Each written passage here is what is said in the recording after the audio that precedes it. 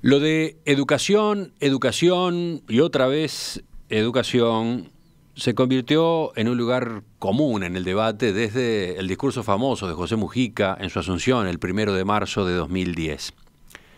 Pero no deja de ser cierto. Estamos hablando de una cuestión clave para el futuro del país. Y a medida que se acerca el año electoral, más clave aún. Por otro lado, estamos hablando de un asunto tremendamente polémico. El caso de EduUI21 no es la excepción. Esta iniciativa ciudadana presentó el miércoles su libro abierto de propuestas para la reforma educativa y de inmediato provocó controversia. Recibió críticas de sindicatos de la enseñanza y también de figuras del oficialismo. Entre otras cosas, la acusaron de que pretende mercantilizar la educación o de que presentó propuestas que el Frente Amplio ya viene desarrollando en el gobierno. Pero EduUI21 busca un acuerdo nacional. Su equipo incluye figuras asociadas con la izquierda, como el líder sindical Richard Reed, y otras con la oposición, como Pablo da Silveira, asesor de Luis Lacalle Pou.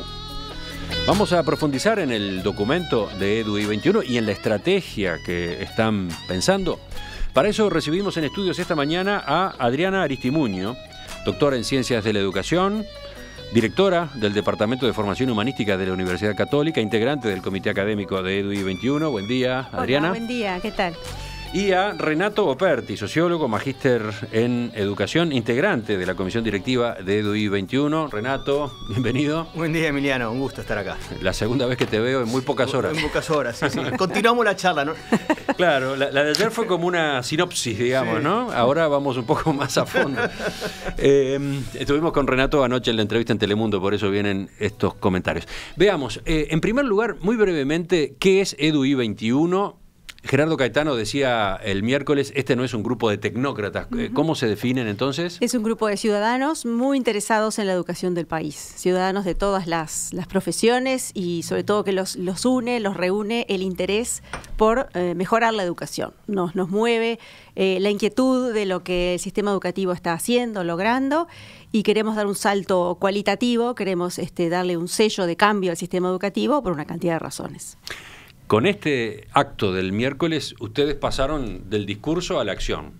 Habían estado trabajando durante, ¿cuánto? Un año y medio, ¿no? Más o menos, sí, un año. Ahora hay un documento, el título Libro Abierto. ¿Por qué ese nombre? Y porque es una propuesta para ser discutida. Hay una serie de ideas que nosotros hemos estado intercambiando, madurando, discutiendo sobre algunos temas. Hay diferentes posiciones y así han quedado reflejadas en el libro. Y bueno, la idea es abrir la discusión. Es decir, generalmente una discusión, si no tiene algún elemento concreto, se puede dispersar, se puede sesgar. Nosotros queremos, nuestra intención es que se discuta sobre sobre los temas que pusimos sobre la mesa.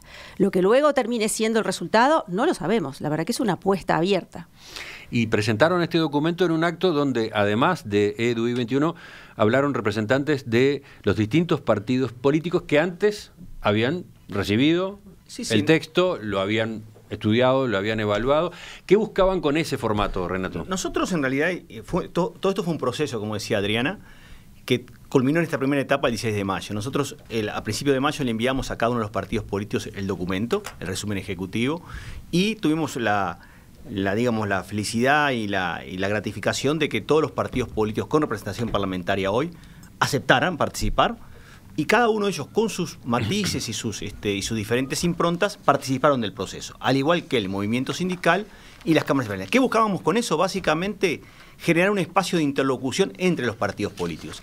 EduUI21 es el cruce de dos cosas. Por un lado, la idea de poner en el tapete una serie de propuestas de cambio educativo en formato abierto, que se asientan en las tradiciones más ricas del Uruguay de progresismo social, de Estado garante, de educación como bien público, de educación como derecho humano. O sea, aun cuando existe diversidad de opiniones, como bien decía Adriana, existe una matriz común entre quienes todos integran EduUI21, que es ese Estado garante de la educación, que no significa Estado céntrico. Estado garante significa un Estado con capacidad de orientación, liderazgo, y esa reafirmación de la idea de la educación es un bien común, es un derecho humano, implica es el patrimonio de todos. Y en esa filosofía social que es de EDU21, que diría, para usar una expresión que es el ADN de EDU21, esa filosofía social se refleja en un espíritu inclusivo, que es convocar a todos sin importar de dónde vienen, sino hacia dónde van.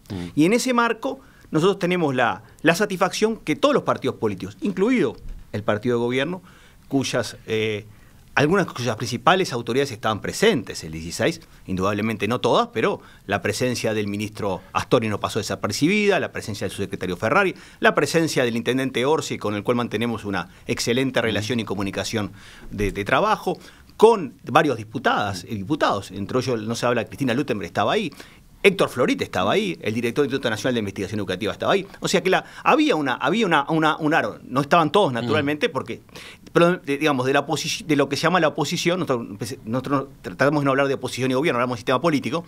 Había, por supuesto, estaba Larrañaga, estaba la calle Pou, estaba Verónica Alonso, estaba Tabre Viera, bueno, justamente estaban todos estaba Tabló Mieres. Es decir, estaba representado el país. Estaba representado el país, pero claramente había más representantes de la oposición ¿sí? que del oficialismo. ¿Cómo leyeron ese dato? A ver, yo creo que se lee desde lo sensato y el sentido común. Si yo estoy liderando un proceso desde el oficialismo en el sector educativo o en el gobierno y hay un grupo de personas que están planteando que es necesario cambiar la educación, y bueno, lo primero que yo digo es, ups, esto quiere decir que no lo estamos haciendo tan bien. Es sensato, es razonable, es una actitud defensiva. Hay gente que de repente en esa actitud defensiva se abre más rápidamente y dice, bueno, vamos a escuchar qué dicen, como lo hizo Florit, pero en realidad, la propia directora de secundaria, que ha manifestado una disposición a trabajar con la el primera EDU21. reacción es razonable. Digo, a mí no me llama la atención, no es una cosa tan rara. Claro, pero hay un punto. Pero justamente, quizás el punto de vista más crítico, el ceño más fruncido dentro del oficialismo vino del lado del MPP, ¿no? Del Movimiento de Participación Popular. Sí. No solo, pero del MPP en especial. No todo el MVP, porque estaba presente el intendente Orsi. Estaba el intendente Orsi, pero bueno, hace un rato estábamos reseñando algunas de las salidas públicas que pudieron escucharse a lo largo del día de ayer, de la senadora Ivonne Pasada, del diputado Sebastián Sabini, por mencionar dos ejemplos nada más, el consejero de Educación Inicial y Primaria, Pablo Caggiani, y paralelamente desde el MPP como tal, se hizo circular el miércoles mismo una serie de mensajes, en Twitter en particular, donde se resaltaban logros, ¿no? El hashtag era "La educación sí avanza", y se enumeraba una cantidad de cambios positivos que han ocurrido a lo largo de estos casi 15 años de gobierno frente amplista. ¿Cómo vieron esa jugada? Bueno, yo creo que es parte, como bien decía Adriana, de un juego, del saludable juego de la democracia y el sistema democrático. Ahora, frente a eso, sin entrar en polémica, porque nosotros lo que queremos es ser un puente del sistema político y no nos vamos a quitar de esa idea. Qué brete es ese, ¿no? No, pero ¿qué brete están ahora? Pero es el ¿Cuánto polemizan? Pero es el desafío, no vamos a polemizar pero queremos acordar y queremos que este espacio de la sociedad civil sea un espacio de verdadera interlocución. Ahora, para que quede claro, y tú sos un atento lector y lo has leído, en el segundo párrafo del resumen ejecutivo de EDU21 que se fue publicado y que está disponible para la gente en la página web nuestra, está inventariado el conjunto de avances que identificamos positivos de los últimos 30 años, con particular énfasis en los últimos 10 años. Es una larga lista, que coincide con algunos de los elementos que están en el listado que tú deciste. A ver, el tema no es discutir si hubo avance o no, sino avance sabido. O sea que la discusión la dejamos a un lado. Estamos de acuerdo con los diputados Sabini, con la senadora Pasada, en decir, avances hubo. El EDU21 dice que avances hubo. La discusión para nosotros está en otro nivel. Es si los avances que ha habido son suficientes para que el país dé un salto en profundidad y en calidad de propuesta para enfrentar los 3 problemas que hablábamos ayer. De todos modos. Ahí está el debate. El debate está en la intensidad y profundidad de la propuesta. No está en señalar si hubo o no avances. EDU21 reconoce que hubo avances. Sí, pero me parece que ahí hay algo que yo por lo menos de afuera resalto. Esto de que en el documento se haga esa enumeración que estaba mencionando recién Renato Perti.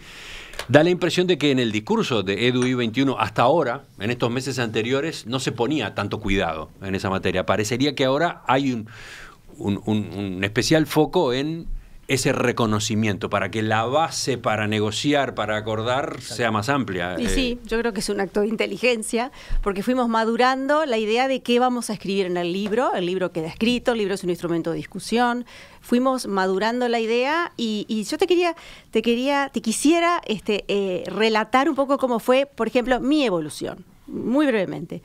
Cuando uno investiga y recorre y ve cosas que piensa que son disfuncionales o que no están llegando a buen puerto, uno, bueno, tiene como una rebeldía, empieza a buscar explicaciones, busca explicaciones con la investigación, con interlocutores, habla con las autoridades, habla con las personas que están en los centros educativos. Y a mí me fue pasando a lo largo de los años, no solamente en el último año con EDU21, sino que fui llegando a la concepción de que hay una arquitectura del sistema, una manera de funcionar del sistema que inclusive impide el cambio a la gente que está en el oficialismo. Inclusive muchos de ellos lo han dicho o me lo han dicho. Uno llega con muchas ganas de cambiar, uno llega con muchas ganas de cosas, pero el sistema es una cosa como que sobrevuela a todo el mundo. El sistema no te deja, el sistema es la burocracia, la forma que se toman las decisiones, la forma que se gobierna, la forma que se manejan los recursos, la forma que los docentes llegan a los centros educativos. Y esas cosas son importantes, Emiliano, son macro, son de las cosas que nosotros queremos reformar. Está bien que se puede cambiar en el centro educativo, yo estoy convencida, lo he visto y lo promuevo y lo enseño. Ahora, uno siente que tiene como un techo y que el techo es el sistema, lo que dicen las autoridades. Entonces, nosotros queremos ir por eso a más. O sea, podemos seguir como estamos, pero queremos que seguimos como estamos, vamos a peor. Entonces, ustedes sostienen estos aportes que han ocurrido, que están en implementación, no han sido suficientes para mejorar sustancialmente los resultados y por eso proponen, comillas, una transformación integral del sistema educativo. Ahora vamos a ver en qué consiste esa transformación, pero antes les pregunto, ¿para qué? ¿Para qué? Para que el Uruguay se recree como una sociedad de oportunidades y de convivencia a la luz de un mundo que nos plantea una serie de cambios disruptivos que no podemos evitar ni solayar. Cambios que tienen que ver con la irrupción de la cuarta revolución industrial, que tienen que ver con la automatización, con la creciente importancia de la inteligencia artificial, con las relaciones que va a haber entre los humanos y los robots, con las propias calificaciones que las personas van a tener que tener para enfrentarse a un mundo de disrupción. Eso es lo que EDU21 hicimos, sociedad de oportunidades y convivencia, porque el Uruguay tiene que recrearse en su modelo de desarrollo. Por eso la propuesta de EDU21 empieza por discutir el para qué. ¿Qué educación queremos? ¿Qué sistema educativo queremos? ¿Qué tipo de propuesta educativa queremos para qué tipo de sociedad, ciudadanía y persona? Y ahí viene la discusión para nosotros, es para que el Uruguay pueda tener una oportunidad de desarrollo en un mundo que le plantea una cantidad de desafíos que hoy, pausadamente, dicho de forma también explícita, no le estamos dando a esos niños y jóvenes las herramientas necesarias para enfrentar ese mundo. Y ahí está el debate. El debate no está en ponerse a discutir si esto estuvo bien o estuvo mal, sino cuáles son los conocimientos y las competencias, ayer lo hablábamos, que necesitan esos niños para enfrentar el mundo. Necesitan tener formación en capacidad crítica, en innovación, en creatividad, en ser ciudadanos que asumen la globalidad del mundo y su aterrizaje local, que necesitan ser formados para desarrollar su vida personal, su vida de trabajo, que necesitan ser alfabetizados en las cuestiones fundamentales, que son la lengua, la matemática, pero también la programación, para que ellos lideren a los algoritmos y no que los algoritmos los lideren a nosotros.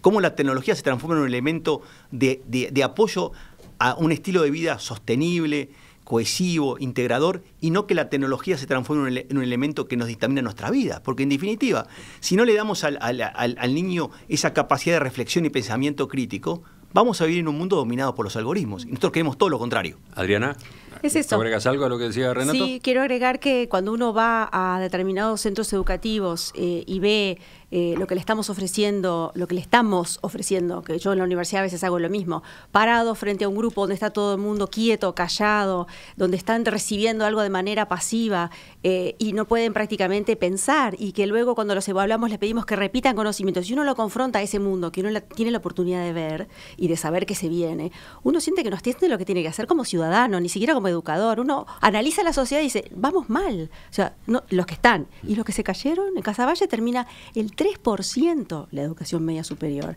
Ese 97%, ¿hacia qué mundo va? Y va al mundo de la exclusión. Claro, el mundo de la expulsión. Y además hay un tema ahí, Emiliano, que es conveniente con lo que dice Adriana. Hay un tema que el país tiene que plantearse, ¿no?, en perspectiva de largo aliento. Repensar las políticas educativas de cara a este mundo también va a implicar repensar las políticas sociales y culturales. Es Exactamente. decir, hay un tema ahí que el país tiene que encarar. No solo con educación va a ser suficiente. Vamos a necesitar, Adriana mencionaba el caso de Calle, vamos a necesitar un shock, lo han dicho gente del gobierno y de la oposición en esto, un shock de inclusión. Y un shock de inclusión es, por ejemplo, lo que plantea Edu21, planteamos es, tomemos el desafío que toda la población de zonas vulnerables o vulnerable esté atendida en un modelo de tiempo extendido y completo con una propuesta educativa sólida al 2024. Ese tipo de cuestiones, cuando hablamos de shock de políticas de inclusión. Que Ustedes se plantean otras metas, ¿no? Tengo otras metas Sí, para todos. para todos. Pero esa meta en focalizada. particular tiene que ver con priorizar la vulnerabilidad. La vulnerabilidad, como decía Adriana, en caso como vaya a decir, nosotros creemos que hay que hacer un shock de políticas educativas y sociales. Esto lo ha dicho el propio ministro del Interior. ¿Y sabes qué? Entonces, se puede, porque se no puede. son tantos. Se puede. Hay que hacerlo diferente de lo que lo estamos haciendo, pero se puede. En un país que tiene hoy el desbalance entre haber reducido la pobreza, nosotros celebramos que el Uruguay haya crecido, que el país haya invertido más en educación, lo decimos en el informe, pero los temas de reducción de la pobreza no se han correspondido con la reducción de la marginalidad. Y tenemos un problema de cementación, marginalidad, que requiere un repienso de las políticas educativas, pero no solo un repienso de las políticas educativas, el repienso de las políticas educativas como parte de las políticas sociales y culturales, porque la educación es a la vez política económica, política social y política cultural. Enseguida vamos a empezar a ver las propuestas. Seguimos conversando con Adriana Aristimuño y Renato Operti de Edu21. Y llega el momento de empezar a ver las propuestas concretas, ¿no? ¿Cómo aterriza esta reforma, o mejor dicho, esta iniciativa, estas bases de reforma, según el enfoque que ustedes manejan? Hay un pilar allí que es el marco curricular común, ¿no? Adriana. El marco curricular común es una aspiración de dar sentido, no de dar unidad hegemónica, sino de dar un sentido integral y de coherencia a lo que se hace en educación. El currículum, inclusive etimológicamente, es recorrido, o sea, es una cosa que avanza. Entonces, lo que nosotros pretendemos es dar un marco en competencias globales, transversales, que lideren el currículum desde que el niño entra a los 3 años hasta que termina, por lo menos en la educación básica o la educación hasta los 14 años, con algunas competencias transversales que tienen que ver con lo que decía Renato al comienzo, ¿no? Las alfabetizaciones funcionales fundamentales, la lengua, la matemática, la cuestión de la recreación, el deporte, la programación, todo lo que tiene que ver con las competencias ciudadanas, las competencias que tienen que ver con el saber hacer, la creatividad, resolver problemas, etcétera, y las competencias que tienen que ver con Renato, la cuarta. Sí, lo que tiene que ver con el hecho de que somos parte de un mundo global. Ciudadanía global, exacto. Que también hoy es un tema que, digamos, afecta al currículum desde muchas disciplinas. Ahí el desafío está... Ustedes lo plantean así, un marco curricular de 3 a 18 años. Exactamente. Que se estructura en torno a un conjunto de competencias que formen en valores, determinación personal, conocimientos y capacidades y actitudes. Pero a su vez esto se divide en dos grandes franjas, ¿no? Exacto, en dos grandes bloques. Una educación que va de 3 a 14 años, que es la nueva educación primaria, digamos. Lo que fue históricamente la educación primaria en Uruguay, ahora se amplía para cubrir la educación inicial, lo que fue la educación primaria y la educación media básica. Y después, eso es todo un tirón. Todo un tirón. Desde educación inicial hasta lo que hasta ahora sería consideramos tercero de liceo. Pero por una cosa Exacto. que escuché ahí, queremos aclarar algo. El hecho de que exista un marco curricular común no significa que apostamos a una educación homogénea, es todo lo contrario. Justamente. El marco curricular común es la base de referencia para que cada centro educativo haga ese traje o vestido a medida aterrizado en función de ese marco curricular. Pero justamente lo que alienta esta propuesta, lejos de la homogeneidad, es la diversidad. Es la diversidad de encares de cada centro para decir, bueno, ¿cómo yo puedo aterrizar este bloque de competencias y conocimientos en función de las realidades y los contextos? Ahí está otra de las claves, ¿no? Mayor autonomía de los centros. Mayor autonomía de los centros para liderar los procesos educativos. ¿Qué quiere decir esto? Quiere decir que el sistema educativo está pensado para que los centros educativos no lideren, sino que ejecuten prescriptivamente lo que se dice a nivel de arriba. Hasta ahora. Hasta ahora. Nosotros decimos, vamos a formar a directores para que tengan capacidad de liderazgo. ¿Qué significa liderazgo? Significa capacidad de aterrizaje de la propuesta, tomar decisiones, armar equipos, trabajar en equipos, buscar conexiones con la comunidad. Entonces yo te decía ayer, sí, Emiliano Cotelo va a dar una charla sobre periodismo a la luz del mundo digital, a la luz de lo que está haciendo, tiene que pedir permiso el director de un centro al Consejo de Educación Secundaria para que Emiliano vaya. Entonces, ese tipo de cosas lo queremos, porque eso traba el sistema. En lo que nos imaginamos, eso quedaría, por ejemplo, en manos del director, del equipo directivo, del equipo docente. Pero vamos hacia más cosas más adelante progresivas, porque no podemos poner esto en marcha un día para otro, porque los directores no están formados para liderar. Pero nuestro objetivo es que a la larga los directores tengan la decisión de armar sus equipos, de ser responsables, eso que se llama accountability, en rendición de cuentas por sus equipos, que puedan de alguna forma movilizar recursos, es decir, ir progresivamente hacia un modelo donde desde el marco curricular común, que es un marco garante, cuando decíamos Estado garante, ¿dónde está el Estado garante en esta propuesta? En que hay un marco curricular común con expectativas y resultados de aprendizaje para todos por igual, sean públicos, privados, de diferentes ámbitos. Entonces lo que el centro educativo decide es cómo va a llegar a eso que el marco le prescribe. O sea, es como que tú tenés el final del camino y tú vas decidiendo, vas tomando las decisiones para llegar hasta ahí. Sí. En un marco además que existe en cada centro y están puestos los espacios de formación. Y los mapas de progreso. Claro, un mapa de progreso. Y además existe tutorías personalizadas. Cada estudiante va a tener un tutor de referencia para justamente apuntalar aprendizajes, para anticiparse a dificultades de aprendizaje. Y después, el otro gran bloque es la educación de 15 a 18 años, donde creo que ahí están los gérmenes de una revolución. ¿Una revolución? Sí. ¿Por qué? Porque es pasar de una educación fragmentada por bachilleratos, tecnológicos, humanísticos, científicos, biológicos, a una formación donde el propio estudiante toma la decisión de qué integra de conocimientos en función de sus intereses y motivaciones. Entonces, tú tienes una formación básica universal para todos, en la educación media superior, y después el estudiante combina formaciones. Entonces, tú combinas arte con matemáticas, combinás música con ciencias sociales, combinás filosofía con periodismo, no importa. El tema es que el estudiante, en función de ese mundo que estamos diciendo que tiene que responder, que no es un mundo que viene en disciplinas, sino que viene en problemas, donde tiene que integrar diversos saberes, el propio estudiante, motivado por sus necesidades, arma el rompecabezas. Por ejemplo, eso es la reforma que está llevando a cabo concretamente Francia. Francia hoy, con el gobierno de Macron, está poniendo en marcha a partir del año que viene una reforma que elimina los bachilleratos de la manera Francia, que tiene una tradición, tenemos una tradición muy parecida a Francia. Nuestros maestros del baccalaureat. Nuestros maestros del baccalaureat. Fíjense que Francia pasa de eso, entonces es el estudiante que combina formaciones. Adriana, ¿ibas a agregar algo sobre esto mismo? Sí, le decía, nuestros maestros del BAC, del famoso bachillerato francés, que era nuestro modelo. Lo interesante ahí es que se empiezan a unir cosas que nosotros hemos estudiado en facultad, el aprendizaje significativo, que lideró todo nuestro diseño curricular y lo enseñamos y se enseña en formación docente. Bueno, aprendizaje significativo es lo que el estudiante entiende que le significa. Cuando le significa, lo motiva. Cuando lo motiva, se entusiasma y ahí no abandona, y ahí estudia, y ahí produce. El chico tiene la oportunidad de crear cosas, de liderar proyectos con sus compañeros, de investigar cosas que le interesan. Y así va descubriendo, uno de los grandes dramas que tenemos hoy día, para dónde va su orientación vocacional, para dónde van sus talentos. Porque de esta manera puede florecer de otra manera que si le imponemos una cantidad de asignaturas de una manera poco significativa, repetitiva y contenidista, como es todavía hoy. ¿Cuánto cuestan estas propuestas? Es una de las preguntas que ha quedado flotando. ¿Cómo se va a conducir la educación? Creo que vale la pena también verlo. Continuamos. Enseguida volvemos con la segunda parte de esta entrevista. La Asociación Civil EDU-UI 21 presentó este miércoles su libro abierto, que contiene varias propuestas para la reforma de la educación. Sobre ellas, sobre cómo han repercutido en el sistema político, sobre lo que viene de ahora en adelante en materia de negociación, es que estamos conversando hoy en nuestra entrevista central con dos de sus referentes, Adriana Aristimuño y Renato Operti. Entramos ya en las propuestas concretas y yo decía que llamaba la atención en particular lo que ustedes sugieren con respecto al papel del Ministerio de Educación. Correcto. Y la reestructura que plantean para el CODICEN. ¿Podemos verlas? ¿Podemos ver estas dos partes? Sí, cómo no. Nosotros decimos que esta nueva educación de 13 a 18 años que mencionamos con Adriana es el norte de referencia del sistema.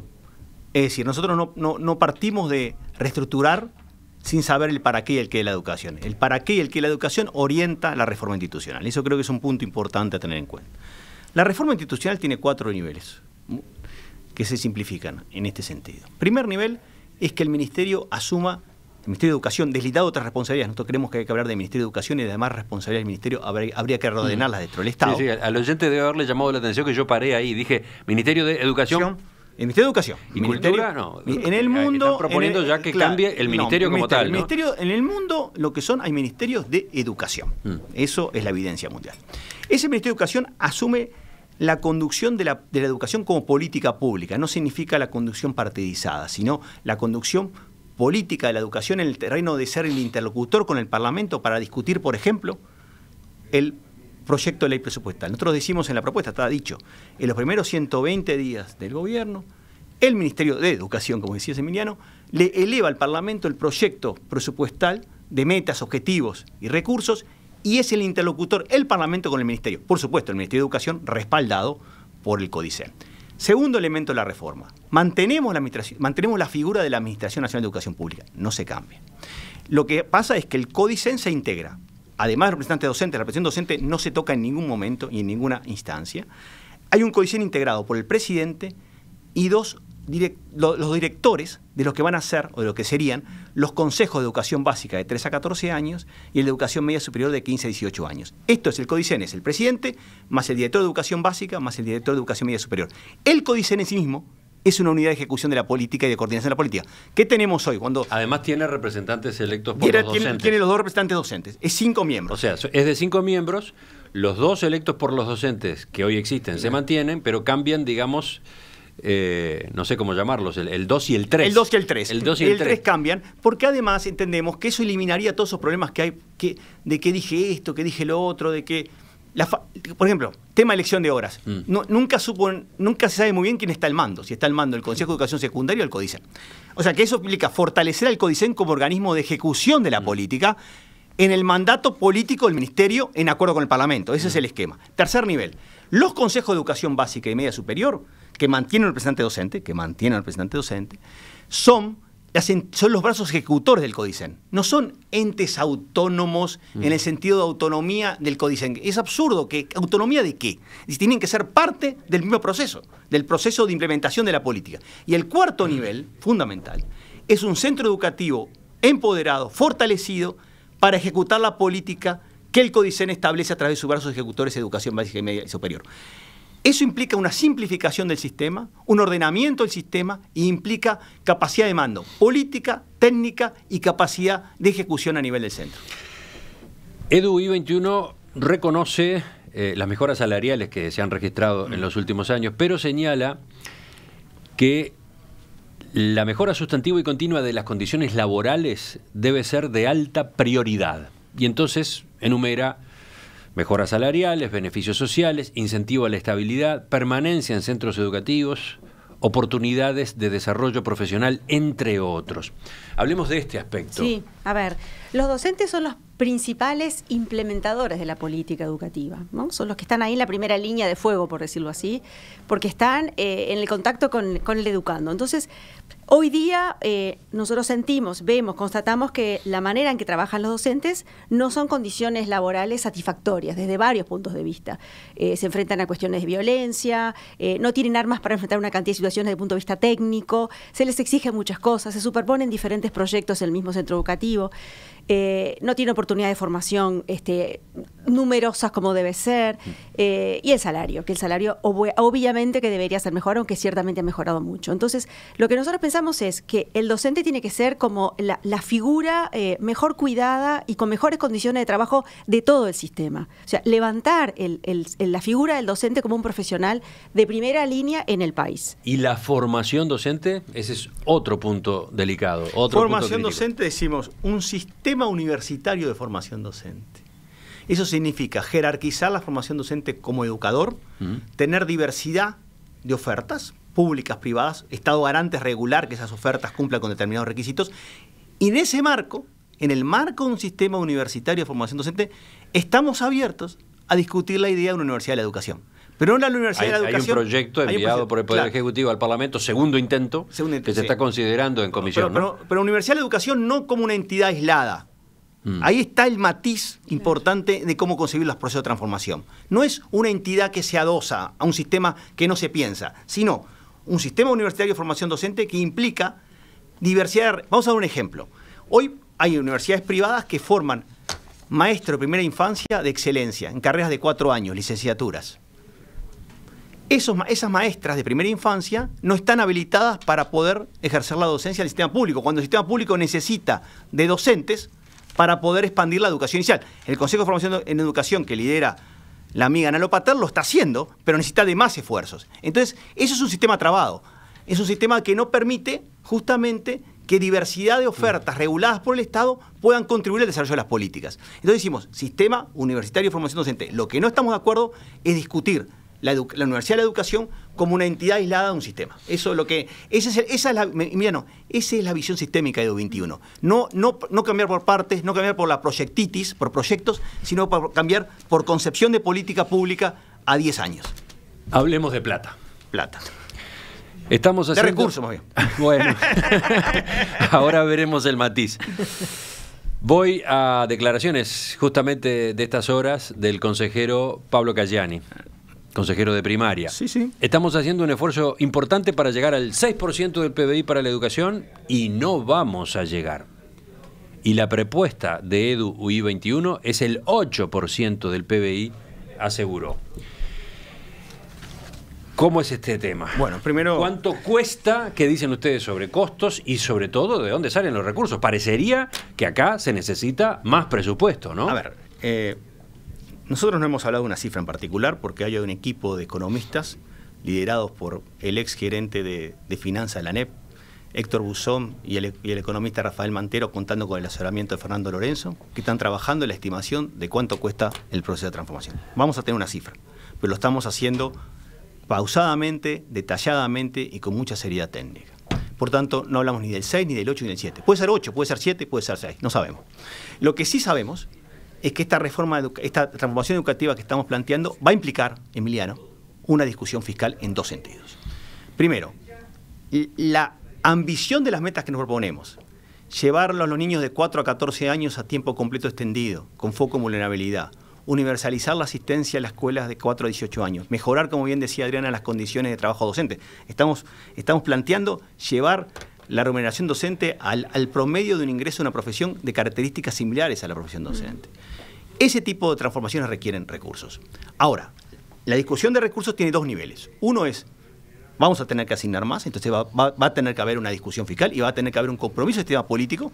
El sistema político mostró el miércoles 16 apertura a la propuesta programática de Edu21. Después eso habrá que acompañarlo con recursos votados en el Parlamento para hacer la realidad, si no es un discurso sin sustento real. Pero también va a implicar una discusión en profundidad al interior del Estado uruguayo de la asignación de los recursos del sistema educativo y del conjunto de las políticas sociales. Porque lo que estamos proponiendo nosotros... Estás hablando de reasignación. Estamos hablando de reasignación, porque yo creo que justamente no se puede hablar solamente de cantidad de gastos sin calidad de gastos. Yo creo que el país va a tener que hacer un esfuerzo y creo que el sistema político me parece que está abierto a hacerlo, de repensar las políticas educativas en el marco de asignar más y mejor. Difícil, la verdad que todavía es difícil imaginarse cómo lo vamos a hacer. A ver, reasignar los recursos en el área social educativa es un temón. Formará parte del diálogo abierto, sinceramente, realmente es un tema abierto. Cuando tengamos la cifra, veremos de qué estamos hablando. ¿Y cómo viene ahora la cosa? ¿Qué viene a partir de este acto de esta semana y esta primera difusión en entrevistas y debates que ustedes están haciendo? ¿Cómo sigue este proceso? Vienen dos partes. Una es que la ciudadanía, los educadores, los sindicatos, los diferentes miembros de la sociedad conozcan la propuesta. Entonces nosotros vamos a empezar a ir a diferentes lugares, vamos a recorrer el país, vamos a hablar, ya tenemos varias invitaciones a congresos de asociaciones, de federaciones para participar, donde vamos a presentar la propuesta.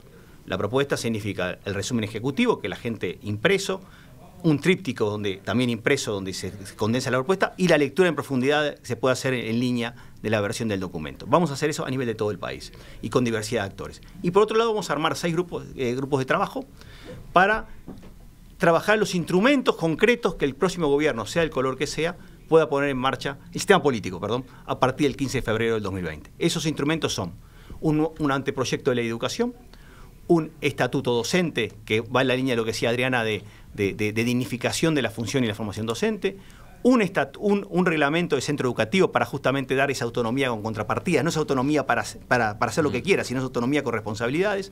Un sistema universitario de formación docente, un sistema de evaluación de aprendizajes, y como bien decía Emiliano, un marco presupuestal necesario para poner en marcha. Nuestra idea es convocar nuevamente a los partidos políticos, al movimiento sindical, a las cámaras, el año entrante, será en algún momento del año, para que justamente vean estos avances. Por supuesto vamos a hacer consultas durante todo este periodo con ellos. Claro. Y bueno, y nuestro objetivo es que lo consideren y digan, bueno, acá está la base.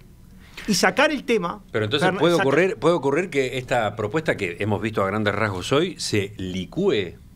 No. Pierda algunas de sus características en aras de la se negociación, en busca del acuerdo. Se va a enriquecer. El licúe me suena a que se nos va a ir todo. Y bueno, no, pero digo, teniendo en cuenta algunas de las resistencias que han aparecido, algunas de las críticas... A ver, va a haber que hablar, negociar. A ver, nuestro objetivo, nuestra visión, nuestro sueño es estar discutiendo con una cantidad de gente, hablar con los docentes que tienen resistencias, de cómo se imaginan ellos esto y por qué tienen esas resistencias, y tratar de imaginarlo juntos. O sea, hasta ahora nosotros hemos leído mucho, hemos hablado mucho, nos hemos nutrido de muchas investigaciones y cuestiones comparadas, y nos imaginamos cosas. También están pasando cosas hoy, o sea, que también las cosas que están pasando nos dan pie para pensar que se puede. Pero sabemos que hay mucha gente que tiene miedo, que tiene resistencia. Es lógico. Y en particular con los sindicatos, ¿cuál va a ser el vínculo? ¿Cómo van a trabajar esa área? Los sindicatos Acá tenemos ya declaraciones que ha habido de FENAPES, de ADES. Hoy en El País aparece hablando Javier Iglesias, dirigente de ADES. Sí. Dice, ninguno de los directivos de ADES participó de la presentación, en parte porque el evento coincidió con el paro zonal decretado por FENAPES en reclamo de más presupuesto y en parte porque no se nos convocó, dijo Iglesias. Aún así aclaró que le parece raro que EDUI 21 quiera dialogar con los sindicatos cuando sus integrantes han dicho que la reforma debe hacerse a una punta de cuchillo. Y esta cita involucra directamente a nuestra invitada de hoy. Sí, la punta de cuchillo se refiere a una metáfora que utilicé en una nota que me hizo Carlos Tapia en El País.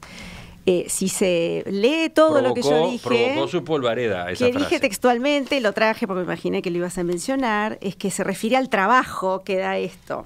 Ya veremos qué pasa con los sindicatos, dijo Aristimuño entonces, ya lo hablaremos. En Finlandia, que tanto hablamos de Finlandia, que tan admirable es su sistema, que tanto lograron trabajar con los sindicatos, lo que en realidad pasó fue que en la década del 70, cuando sentaron las bases del sistema educativo de la sociedad finlandesa, las peleas con los sindicatos fueron a cuchillo. Acá no hay atajos. A ver, es el tema de seamos realistas. En Finlandia, que tanto admiramos, sepamos que las cosas dan trabajo. Esa era la metáfora. O sea, la cosa no es fácil. Y lo dijo Caetano la otra noche. Caetano dijo, quizás todo este esfuerzo... Lo dijo Gerardo, claro, termina que no nos vamos a poner de acuerdo. Sería una tragedia para el Uruguay. Yo pienso que sería una tragedia. Por más que hay que confrontar. Las primeras reacciones, aún sin conocer el documento, han sido de confrontar. O sea que mi metáfora fue bastante realista. Ojalá que no. Ojalá que dialoguemos con todos ellos y llegamos a acuerdos rápidamente. Pero quise decir, Finlandia, que tanto la admiramos, bueno, dio mucho trabajo, señores. Hagámonos cargo del trabajo. Sí, además hay dos cosas ahí. A ver, nosotros siempre hemos tenido un espíritu inclusivo. Si algo nos caracteriza a nosotros es hablar con todo el mundo en todo momento. Así que el colega de ADES o quien sea sabe dónde nos puede encontrar y estamos dispuestos a conversar de todo esto sin ningún tipo... Pero además no es cuestión de que ellos que los encuentren a ustedes. Ustedes van a ir a buscarlos. Vamos a ir a buscarlos a ellos también. Pero además hay otro punto acá que creo que es importante. Lo que sí, para que el diálogo sea franco, transparente y de buena fe, que la descontamos, no se pueden atribuir determinadas malas intenciones ni precondicionamientos. Si alguien sigue diciendo o dice que en la propuesta de U21 hay privatización, hay mercantilización, hay neoliberalismo, está equivocado. Está equivocado porque lea el resumen ejecutivo, no hay una sola referencia a esos temas y hay una reafirmación del Estado garante clara, decía. Ahora, si los van a etiquetar por etiquetar, no hay diálogo posible. Entonces, el diálogo de buena fe es el diálogo donde nos entendemos sobre la base de nuestro presupuesto. El segundo, esta agenda, como decíamos, del libro abierto, es abierta a todas las preocupaciones. Vamos a hablar con los sindicatos. De hecho, ya empezamos a hablar a nivel de PCNT con Fernando Pereira. Tuvimos una larga conversación en la sede de 21 en el mes de febrero, donde le explicamos algunas de estas propuestas y le dijimos la absoluta voluntad de EDU21 de trabajar con los sindicatos en este tema. Lo vamos a hacer.